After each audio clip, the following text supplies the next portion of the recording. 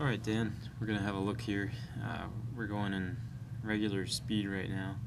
Um, I can see that your hips are just a little bit back, something that we talked about, trying to bend at the ankles, obviously, and rotate forward from the ankles.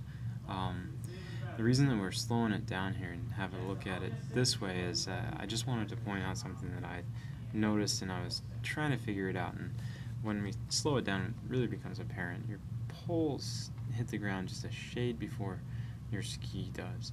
The poles in the back wheel are kind of coming down at the same time, and what I see there is that you're in the back seat enough that your back wheel comes down and hits the ground before the right wheel, or the front wheel does. And this is only on the right side though.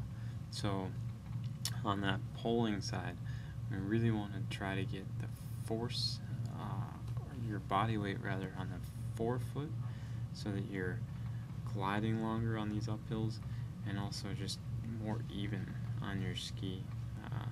When we put skis on, of course, this is important just so that you have the ability to control the ski as you're gliding on it. And it should actually give you a little bit more glide. That's the way that the ski is, the camber of the ski is designed. So just try to be mindful of this. I think the uphill drills where you're lifting your poles, or the falling up the hill where you're really trying to get your hips falling into the hill or going forward, are going to help you a great deal. But just kind of watch through this a few times and notice just this really apparent here when we look at you from the side, how the back wheel hits the ground, boom, and then the front wheel hits the ground. All in all, the upper body looks really good, and really pleased with that. So take a look here at the V2 and throw some comments at you after that.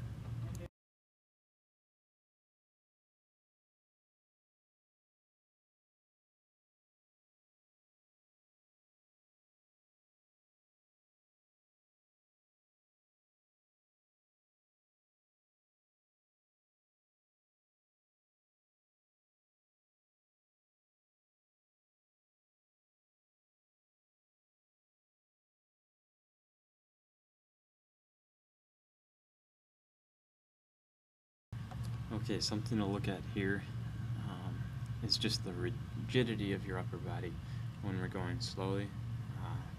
Dodging cars there, so we'll give you the benefit of the doubt, but I can see that you're really just not quite as engaged as you could be. And again, a lot of that all comes back to just comfort on one ski, because that's where that pull has to happen when you're out committed to one ski. When you speed it up, like you have here, a little bit more engaged, but unfortunately you can still see kind of hurried, a little bit more, a little rushed.